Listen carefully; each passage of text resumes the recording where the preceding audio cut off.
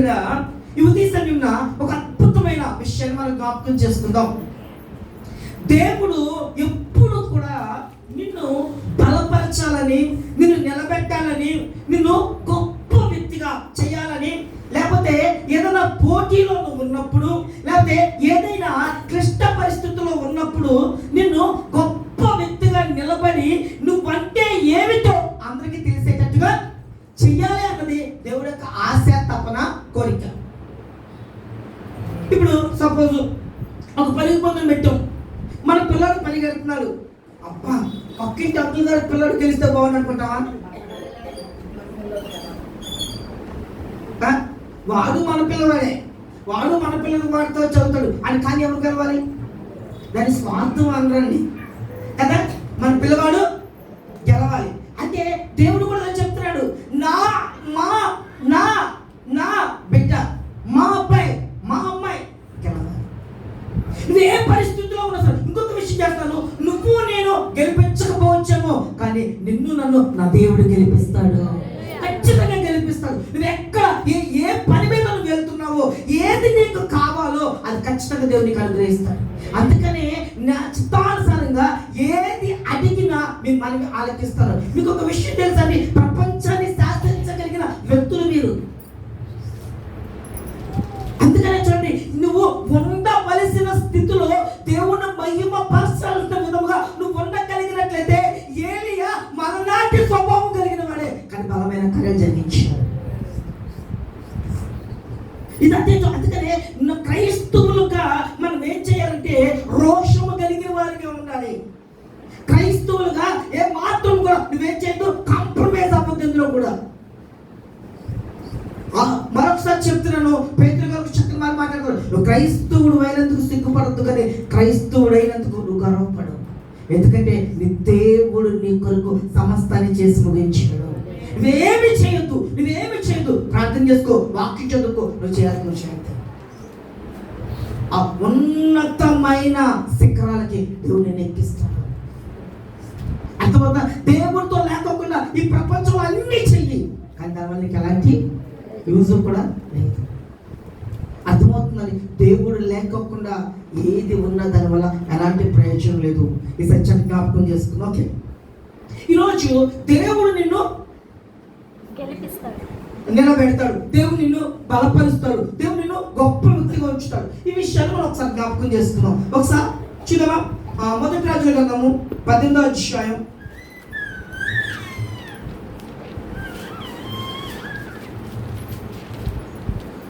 15వ వచనం చదవండి. ఏలియా ఎవరి సన్నిధిని నేను నిలబడి ఉన్నాను చేసుకున్నాం. అది జరిగిన విషయం ఏంటంటే,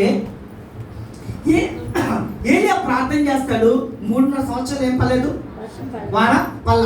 అక్కడంతా భయంకరమైన ఏమొచ్చిందంట, కరువు వచ్చింది. బాగా జ్ఞాపకం చేసుకోండి. ఎప్పుడు కూడా మీకు ఒక విషయం చెప్తాను, కుటుంబంలో ఒక సమస్య వచ్చింది, కుటుంబంలో ఒక శోధన వచ్చింది, కుటుంబంలో ఒక విపత్తు వచ్చింది. ఓకే, అయితే ఎప్పుడూ కూడా ఎవరి వల్ల సమస్య వచ్చింది అని నీకు తెలిసినప్పటికీ కూడా వాళ్ళని ఏం చేయదు, నిందించదు. ముందు సమస్య ఎందుకు వచ్చిందో చూసి దానిని ఎలాగ పరిష్కరించాలో అని దేవుడి దగ్గర మనం అడుగుతాం. అంటే అలా అడిగినప్పుడు దేవుడు సమస్య ఎలాగొచ్చిందో దాన్ని ఆ విధంగా ఏం చేస్తాడు, బయటికి పంపించేస్తాడు. అంతేకాకుండా ఆ సమస్య ఎవరి మీద ప్రభావం చూపించుకోకుండా దేవుడు తన కృపను చూపిస్తాడు. అర్థమవుతుందని ఈ విషయాన్ని జ్ఞాపకం చేసుకోండి. అంతేగాని సమస్యకు పరిష్కారం నెతక్కోకుండా నీదే తప్పు, నాదే తప్పు, మనందరిది తప్పు అనడం వల్ల ఎలాంటి ప్రయోజనము లేదు. అలాగే సమస్య ప్రాబ్లం మనకు తెలిసినప్పుడు తిరిగి అలాంటి సమస్యలే అలాంటి పనులే మళ్ళీ చేసినప్పుడు అలాంటి సమస్యలు ఏమవుతాయి, మన జీవితంలో కొనసాగుతాయి. అర్థమవుతుందండి? ఈ సత్యాన్ని జ్ఞాపకం చేసుకోవాలి. ఇక్కడ వీళ్ళు ఏం చేశారు అంటే, ఆహాబు యొక్క భార్య పేరు ఏం పేరండి, యెజబెలు. ఏ పేరండి? సింపుల్గా చెప్తారు, యెజబెలు. యెజబెలు ఏం చేసిందంటే, అంతకు ముందు రాజులు విగ్రహాలను సేవలు చేసుకుంటే వాళ్ళ వైపు నుండి ఒక దేవతను తెచ్చుకునేవారు, వాళ్ళు ఇంట్లో పెట్టుకొని పూజ చేసుకునేవారు. అంతేకాని అది ఆ దేశం అంతా ఏం చేసేవారు కాదు, ప్రభావితం చేసేవాళ్ళు కాదు.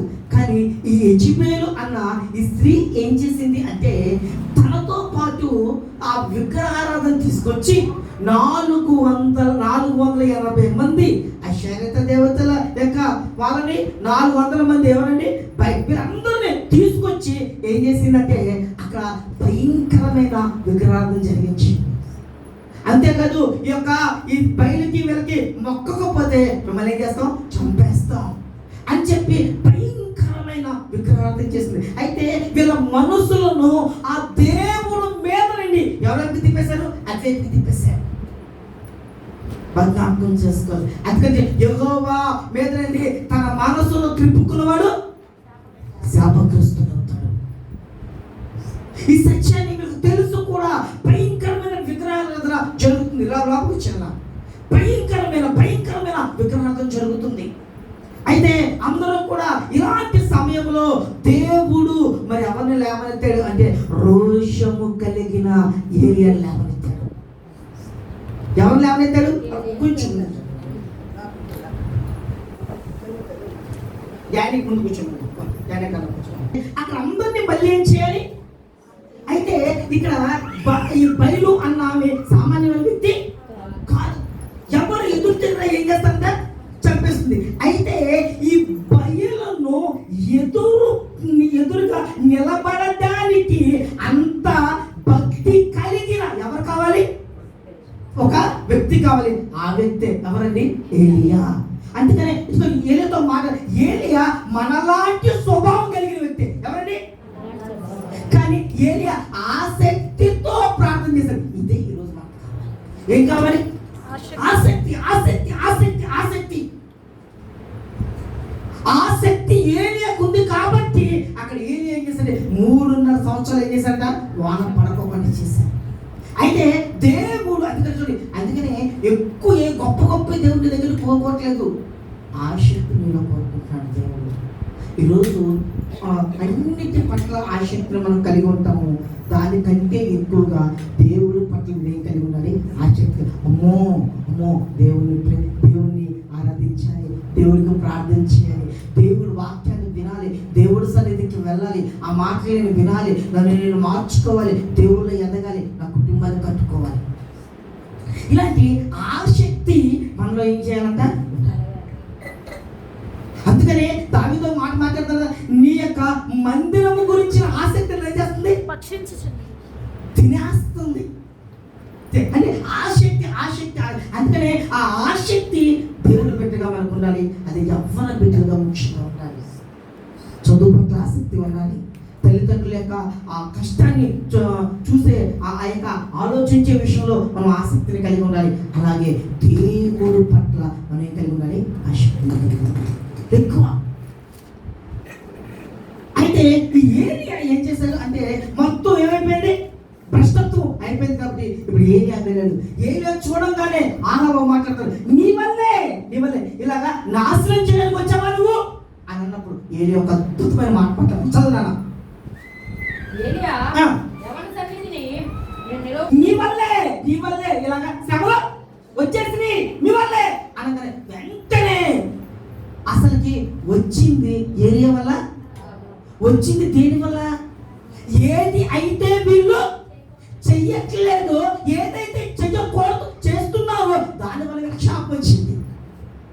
అంతేగాని వీళ్ళ మీద దేవుడు శాపాన్ని తీసుకొచ్చాడే కానీ ఏలియా.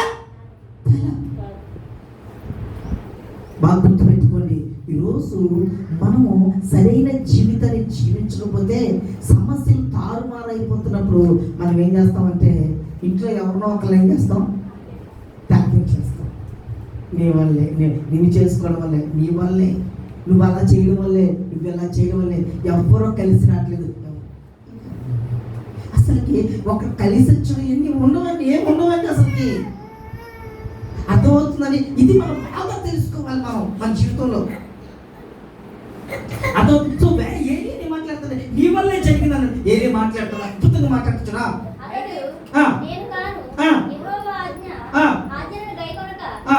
చూడండి, బాగా వినండి. నేను కాదు.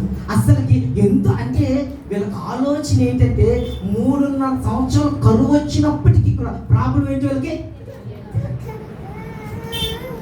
3.5 సంవత్సరాలు కట్టిక దరిద్రతను అనుభవిస్తున్నప్పుడు కూడా నాకు సమస్య ఏంటో తెలియట్లా. ఆలోచించండి ఒకసారి. అంటే ఇంతకీ కారణం ఎవరు అనుకుంటున్నారు? ఏలియా. కానీ ఏలియా కారణము కాదు. అక్కడ చూడండి, నేను కాదు చెల్లించండి. మీరు దేవుడి మాటలు లేదు. సమస్య ఎందుకు వచ్చింది? నువ్వు దేవుడి మాట వినలేదు. నువ్వు ప్రార్థన చేయాల్సిన విధంగా చేయలేదు. వాక్యం చదవాల్సిన విధంగా వాక్యం చదవలేదు. దేవుడి మీద ఆధారపడాల్సిన విధంగా దేవుడి మీద ఆధారపడలేదు. దేవుడికి విలువివ్వాల్సిన విధంగా దేవుడికి విలువివ్వలేదు. నీ జీవితంలో ఏ స్థానంలో దేవుడు ఉండాలో ఆ స్థానంలో దేవుడిని తీసేస్తే వేరే ఒకరు పెట్టావు. దాని వల్ల సమస్యని కుటుంబంలోకి వచ్చి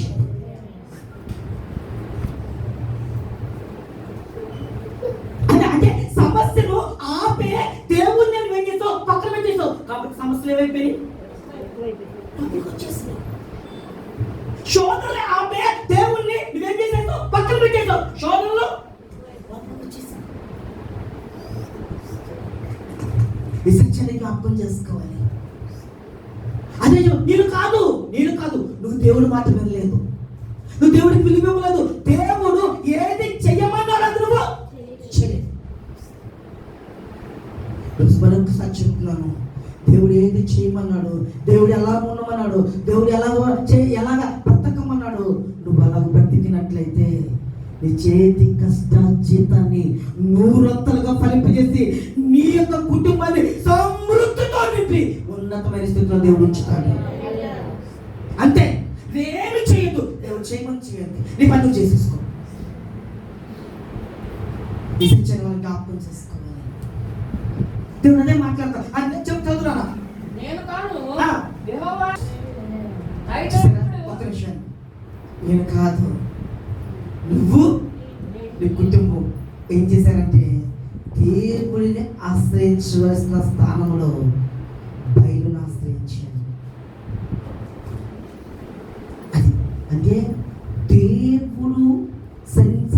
దేవుడికి చెయ్యాల్సిన సమయంలో, ప్రార్థన చెయ్యవలసిన సమయంలో, దేవుడికి ఇవ్వవలసిన సమయంలో, దేవుడు ఉండవలసిన స్థానంలో అది ఏది ఉంచినా సరే అది నీకు శాపముగా మారిపోతుంది. సింపుల్గా చెప్తా. ప్రార్థన చేసుకోవాలి దావీదు, లేకపోతే ఎక్కడికి వెళ్ళాలి? యుద్ధానికి వెళ్ళాలి. పైకి వెళ్ళి ఏం చేశాడు? పైకి వెళ్ళాడు, కానీ సాతాను కూడా చూడకూడదు ఏం చేసేసాడు అంతే. అదే నువ్వు ఇంట్లో ఉంటే, యుద్ధానికి వెళ్ళి ఉంటే ఏముండేది? అందుకనే ఖాళీ దొరికిందా తిప్పమాకండి. ఏంటది? ఇంట్లో కూర్చోండి.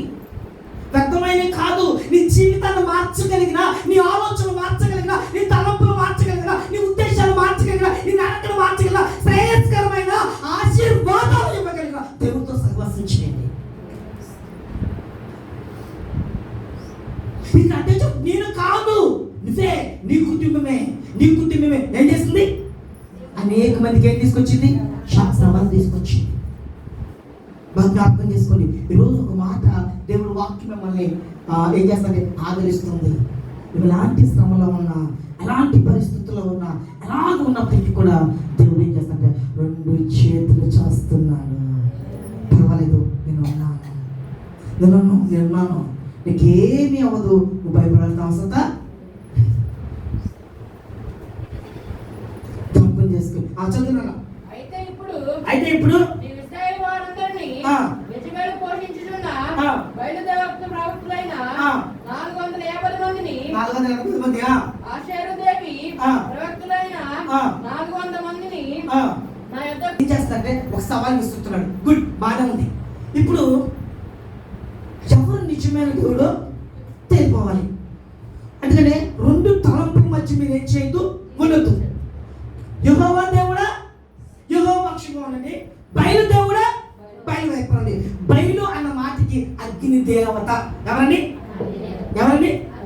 ఓకే, ఇది నోట్ చేసుకొని అక్కడ రాసుకొని గుర్తుపెట్టుకోండి. ఆయన ఇప్పుడు ఏమైంది?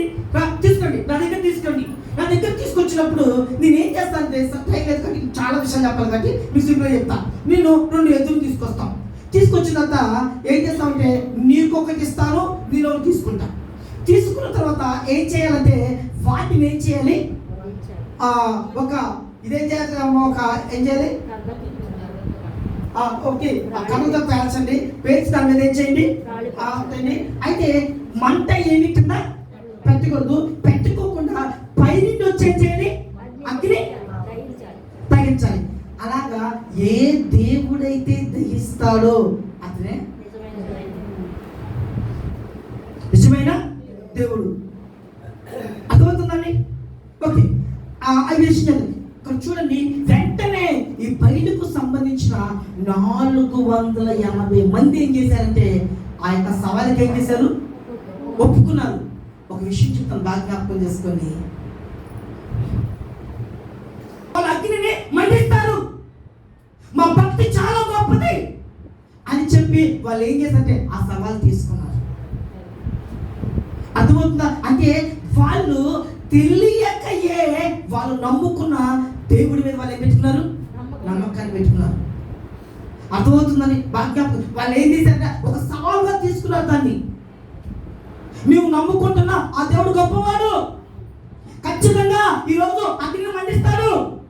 మేము ఇంతకాలం ఎంత భక్తి చేస్తున్నామంటే ఆ శక్తి లేకుండా మేము చేయట్లేదు అన్నారు. బాగానే ఉంది, ఏది ఆ చదువు నాకండి.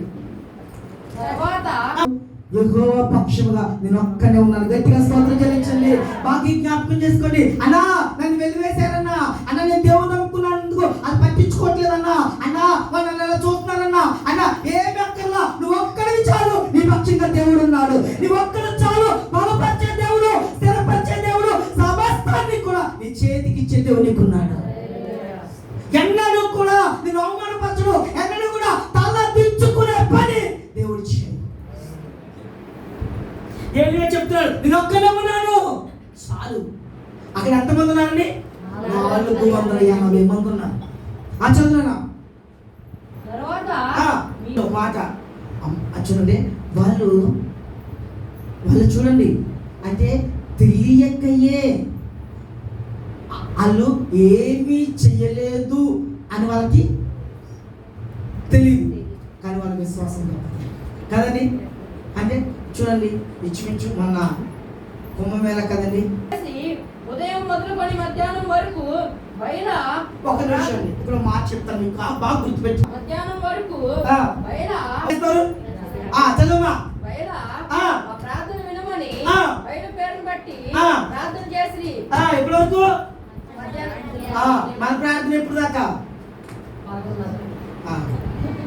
ఎప్పుడు 9. దీనికి ఒక్క 10 నిమిషాలు అటు ఇటు వెళ్తే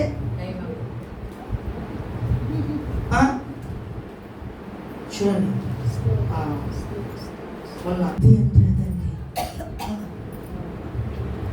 కానీ వాళ్ళు తెలియక ఏ భక్తి చేస్తున్నారు. ఈ మాట ఎవరన్నారు? అపోస్తలుడైన పౌలు గారు అంటారు కదా, విగ్రహాల దగ్గర అంటారు, మీరు తెలియకయే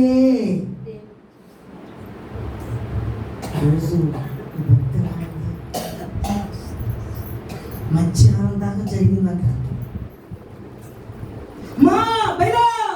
మమ్మల్ని రక్షించు, మమ్మల్ని రక్షించు అమ్మా, నీ కొరకు మేము నిలబడ్డామమ్మా, అమ్మా మీ కొరకు నిలబడ్డామమ్మా, ఇదిగో ఈ ఏరియాకి ఇక్కడ వాళ్ళందరికీ నీవే నిజమైన ఆమె అని తెలిసేటట్టుగా దిగమ్మా దిగమ్మా దిగమ్మా అని గట్టి గట్టిగా కేకలు వేశారంట. ఏమి స్పందన ఏమి లేదు. ఆ తర్వాత కానీ ఒక మాట అయినను ప్రత్యుత్తరం ఇచ్చేవాడు ఎవడను, ఒక మాట అయినను ప్రత్యుత్తరం ఇచ్చేవాడు ఎవడను లేకపోతే ఒక్క నిమిషం, నాకు మొరపెట్టుము, నాకు మొరపెట్టుము, నాకు మొరపెట్టుము, కానీ మొరపెట్టినా ఏ ప్రయోజనము? ఎందుకంటే అక్కడ మొరపెట్టిన ఆ ఏ స్పందన లేదు. చదవండి. వారు తమ చేసిన బలిపీఠం వద్ద గంతులు వేస్తాట. చూడండి, 480 మంది ఒకేసారి వాళ్ళు గంతులు, వాళ్ళందరికీ ఒకే ఆలోచన ఏంటి? పైన వచ్చి. అందుకని వాళ్ళు చూడండి, వాళ్ళకి తెలియక అందులో ఏముంది యూనిటీ. అంటే దేవుడి పెట్టి అందులో ఏముండాలి? గట్టిగా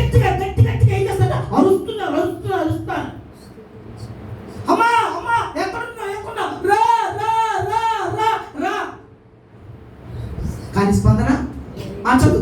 మధ్యాహ్నం కాగా ఆ. ఏలియా ఆ. వాడు దేవుడై ఉన్నాడు ఆ. పెద్ద కేకలు వేయుడి ఆ. వాడు ఒకవేళ ఆ. ధ్యానం చేయుచున్నాడేమో ఆ. దూరం ఉన్నాడేమో అర్థం చేసుకుందాం. అయితే ఎక్కడ ఉన్నాడేమో రమ్మను రమ్మను రమ్మను, కానీ ఎక్కడ స్పందన లేదు. ఎక్కడ ఎలాంటి స్పందన కూడా లేదు. చదువుతున్నా. దూరం ఉన్నాడేమో ఆ. ప్రయాణం చేయుచున్నాడేమో ఆ. వాడు నిద్రపోచున్నాడేమో ఆ. మీరు ఒకవేళ లేపవలసి ఉన్నదేమో అని అపహాస్యం చేయగా ఆ. వారు మరి గట్టిగా కేకలు వేయచ్చు ఆ. రక్తము కారు మట్టుకు ఆ. తమ మర్యాద చొప్పున ఆ. కత్తులతోనూ ఆ. శాస్త్రములతోనూ ఆ. తమ దేహములను కోసుకొని ఒక్క నిమిషం. చివరి ఇంకా ఫైల్ ఏం చేస్తారంటే కోసి అమ్మా అమ్మా రక్తం చూడమ్మా నీ కోసం చిందించుకున్నానమ్మా, అమ్మా రక్తం చూడమ్మా నీ కోసం చిందించుకున్నానమ్మా, అమ్మా దిగమ్మా దిగమ్మా దిగమ్మా దిగమ్మా, అమ్మా నువ్వు అగ్ని దేవతవు కదమ్మా, అమ్మా అమ్మ నువ్వు శక్తి కలగం కదమ్మా, నువ్వు దిగమ్మా నువ్వు దిగమ్మా. ఏమాత్రం అమ్మ ఏమవలా ఏమైంది దిగలా. ఈ పిల్లలు వస్తున్నారు 480 మంది, కానీ చూడండి రక్తము చిందించక్కర్లా, నీ కొడుకు రక్తం చిందించాడు. నిన్ను ముట్టిన వాడు నా కన్ను గుడ్డు ముడతాడు, నీ కలంలో నీళ్ళు వచ్చే లోపల నీ కొడుకు నిన్ను స్పందించే దేవుడైనాడు. ఎందుకంటే నీవు రక్తం చిందించక్కర్లేదు, నువ్వు మరణించక్కర్లేదు, నీ కొడుకు నేను రక్తం చిందించా, నీ కొడుకుని మరణించా, నీ కొడుకు సమస్తాన్ని చేసి ముగించా. చూడండి వీళ్ళన్నీ చేశారు, ఎక్కడెక్కడ స్పందన లేదు. లేకపోతే ఇప్పుడు ఏలియా గారు ఏం చేస్తారు చూడ చదవా. అప్పుడు ఏలియా ఆ. నా దగ్గరకు రండని ఇప్పుడు ఎప్పుడు దాకా చేశారు ఉదయండి? సాయంత్రం దాకా చేశారు. సూర్యాస్తమయం అంటే నైవేద్యం అర్పించే సమయం కదండి, సాయంత్రం అయిపోయింది. ఇక ఇది చాలు ఆపండి. ఇంకా ఇప్పుడు నా దగ్గర ఉన్నాడా? అప్పుడు ఏలియా ఆ. నా దగ్గరకు రండని ఆ. జనులందరికీ చెప్పగా ఆ. జనులందరూ ఆ. అతని దగ్గరికి వచ్చింది. అతడు కింద పడద్రోయబడి ఉన్న యెహోవా బలిపీఠమును బాగు చేసి గట్టిగా స్తోత్రం చెల్లించండి. బలిపీఠం ఏమైపోయిందండి? పడిపోయింది. అంటే పూర్తిగా వీళ్ళు ప్రార్థన చేయవలసిన వాళ్ళు, దేవుడితో ఉండవలసిన వాళ్ళు అన్నీ విడిచిపెట్టేసి బయలుతో ఏం చేశారు అంటే ఇంట్లో ప్రార్థన, వాక్యము, దేవుడి సన్నిధి ఏమీ లేవు, ఇష్టానుసారంగా జీవిస్తున్నారు. ఒకవేళ అలాంటి జీవితం మనం ఎవరైనా జీవించినట్లయితే ఈరోజు మరొకసారి చెప్పబడుతుంది వాక్యం, పడిపోయిన బలిపెట్టి ఏం చేయబడాలి? కట్టబడాలి. తిరిగి నీ ప్రార్థనా స్థితి కట్టబడాలి, నీ వాక్యపు అనుభవం కట్టబడాలి. తిరిగి నీ హృదయం అనే ఆ యొక్క మందిరములో దేవుడు తిరిగి ఏం చేయబడాలి? కట్టబడాలి.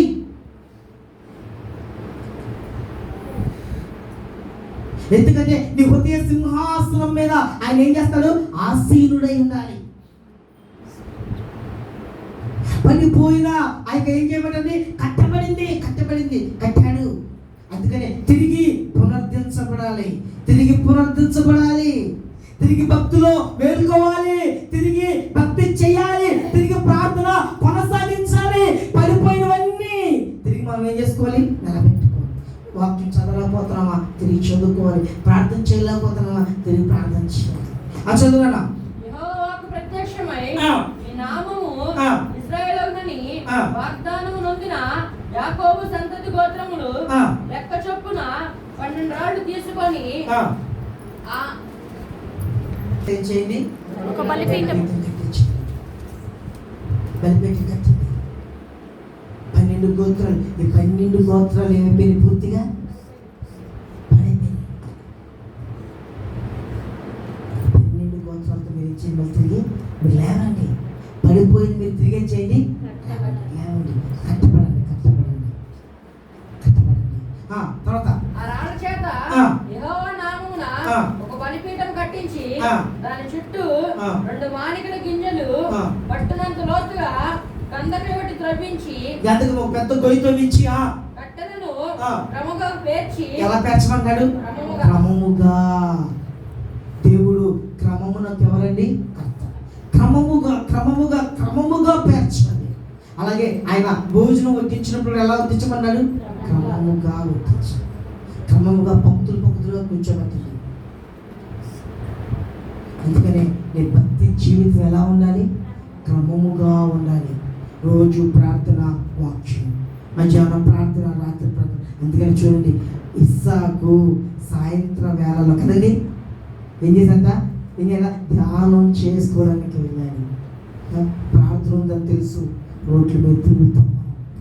ప్రార్థన ఉందని తెలుసు, ఎక్కడ పడితే అక్కడ కూర్చునిపోతాం.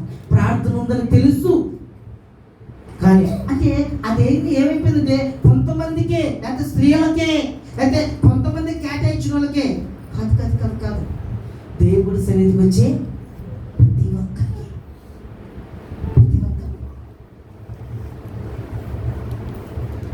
చూడండి అక్కడ ఏం చేశారంటే ఆ మాట చదువుకుని ఒకసారి. క్రమముగా ఏంటంటే అంటే మీరు సహవాసముగా కుడుట, క్రమం, రొట్టి విరుచుటలో క్రమం, క్రమము కానిది అక్రమం. అక్రమము చేయవాళ్ళరా నా యొద్ద నుండి తొలగిపోండి. దేవుడు ఎప్పుడు క్రమాన్ని కోరుకుంటాడండి. ఒక చిన్న మాట అనుకుందాం. ఒక చిన్న అటెండెన్స్ స్టార్ట్ చేశాడు దేవుడు అనుకొని మన ప్రార్థనలో పెట్టి సండే ప్రార్థనలన్నీ కూడా రాసేసి ఏ రోజు ప్రార్థనకు రాలేదో ఒకవేళ టిక్కు పెట్టాడు అనుకోండి, ఏ రోజు కొంచెం ఇంటికి వస్తాయి మనకి. ఇక తప్పదు, కుదరదు, వీలుంటే మన పక్కన పెట్టి మిగతా వాళ్ళు విమర్శ కాదండి, మనం ఏం చేసుకుందాం, సిఫారసు చేసుకుందాం. మరొకసారి చెప్తున్నాను, ఈరోజు మేము బ్రతికి ఉన్నామంటే ఎలా ఉన్నామంటే కేవలం దేవుడి సన్నిధిలో ఉన్నామంటే. మమ్మల్ని కాపాడే దేవుడు, మమ్మల్ని దీవించిన దేవుడు, మమ్మల్ని స్థితిలో ఉంచిన దేవుడు మమ్మల్ని ఉంచుతారు. దైవ సేవకుడుగా మీ దగ్గర కోరుకునేది అదే అండి. అది చూడండి, క్రమము క్రమము క్రమము. దేవుడు క్రమాన్ని కోరుకుంటున్నాడు. ఆ చదువునా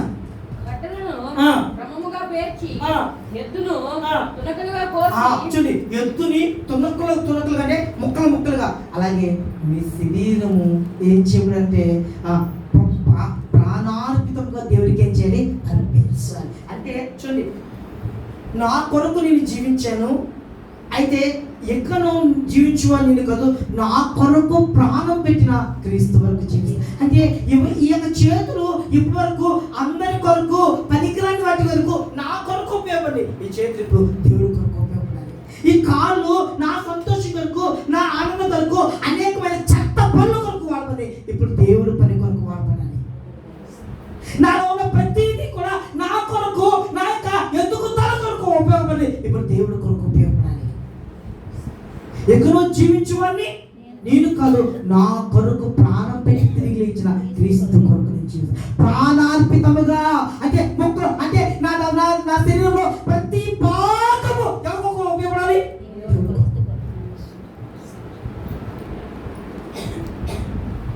ప్రతిదీ ప్రతిదీ ప్రతిదీ. ఇంకో మాట చెప్తాను, గుర్తుపెట్టుకొని. ఏ చిన్న రెండు చేతులు జోడించడం, ఏ చిన్న ఫంక్షన్, ఏ చిన్న కాలు జరిగినా దేవుడు తప్ప అక్కడ ఎవరు మహిమపరచబడకూడదు. అంతే. అంటే తిరుగుతందు, తాగుటందు దేన్ని బట్టి మహిమ పొందాలండి? ఉందమ్మా, వాక్యం ఉందమ్మా మాట. ఆయన మహిమార్థంగా చేయండి. ఎవరు మహిమార్థంగా? ఆయన మహిమ. అంతే. అర్థమవుతుందండి? భయం ఉండాలి. అమ్మో దేవుడా, అమ్మో దేవుడా అన్న భయంతో కూడిన భక్తి మనకు ఉండాలి. అలాంటప్పుడు ఏది చేయడానికైనా సరే మన సాహసం ఉండాలి. దేవుడు అదే చెప్తున్నాడు ఇక్కడ. చూడండి, క్రమముతో కూడిన ఏం చేయంట, సజీవముగా. ఒకసారి చదువుతారా? రోమా 1:18 ఒకసారి చెప్తా. అన్నిటిలో అమ్మా ఏంటన్నా, అన్నిటిలో ఎవరికి కలగాలి ప్రాముఖ్యత? రోమా 12 నాలుగు తొట్టులు ఇంకా ముంచేసేయండి. ఇంకా ఆ మాంసము, ఆ బలి ఇప్పుడు ఏం చేయాలంటే ఇప్పుడు పరలోకం నుండి ప్రార్థన చేస్తారు. ఏలే ప్రార్థన చదవమ్మా, ఏలే ప్రార్థన. నైవేద్యం అర్పించే సమయమున ప్రవక్త ఏలీయా దగ్గరికి వచ్చి ఇలాగ ప్రార్థన చేశాను. యెహోవా అబ్రహాము ఇశ్రాయేలుల దేవా, ఇశ్రాయేలుల మధ్య నీవు దేవుడు. గట్టిగా స్తోత్రం చెల్లించండి. నువ్వు మాకు దేవుడుగా ఉన్నావు, నువ్వు మాకు దేవుడుగా ఉన్నావు కాబట్టి మా చేత ఏ కార్యాలైనా చేస్తావు, మమ్మల్ని ఏ పరిస్థితుల్లో చేస్తావు, నిలబెడతావు. అద్భుతం. నువ్వు మాకు ఎలా ఉన్నావు? దేవుడుగా ఉన్నావయ్యా. చంద్రనా ఇశ్రాయేలుల మధ్య నీవు ఆ. దేవుడవై ఉన్నావనియు, నేను నీ సేవకుడనై ఉన్నాననియు, ఆ. ఈ కార్యములన్నీయు ఆ. నీ సెలవు చేత చేస్తున్ననియు ఆ. ఈ దినమున కనపరచుము. గట్టిగా స్తోత్రించాలండి. ఈ సెలవున కనిపెట్టు అని ఏలియా ప్రార్థన చేయక మునిపే అగ్ని దహించి మొత్తం ఏం చేశారా? బూడిద కూడా దహించి వేసిపోయింది. సో నా ప్రియ సహోదరుడు, నా ప్రియ సహోదరి, తిరిగి వాళ్ళందరూ కూడా యెహోవా దేవుడే నిజమైన దేవుడు, అందరూ కూడా యెహోవా వైపు తిరిగారంట. అలాగా మరొకసారి మన భక్తి జీవితాన్ని ఎప్పటికప్పుడు అభివృద్ధి చేసుకుంటాం. చూడండి, ఒకళ్ళు ఎప్పుడు కూడా మీరేం చేస్తారు? ఎప్పుడు ఒకరిని బట్టి మీరేం చేయదు? మారు. కానీ నీకు ఎవరైనా మోడల్ కానీ, నీకు ఎవరైనా గురి కానీ, నీకు ఎవరైనా చూసి నడవాలనుకుంటే నీకు ఒక్క ప్రాణం పెట్టేసి ఇంకెవ్వరు నీకు మాదిరి కాదు, నీకెవ్వరు మాదిరి కాదు. నువ్వు వచ్చేది దేవుడు కొరకు వస్తున్నావు, దేవుడు నువ్వు వెళ్ళేది దేవుడి కొరకు జీవించాలి. దర్శనంతే. ఎవరు కూడా మాదిరి. సో మన భక్తి జీవితం అభివృద్ధి చేసుకున్నాం, ఎక్కడ పడిపోయావో చూసుకున్నాం, ఎక్కడ జారిపోయావో చూసుకున్నాం, తిరిగి అభివృద్ధి చేసుకున్నాం. అట్టి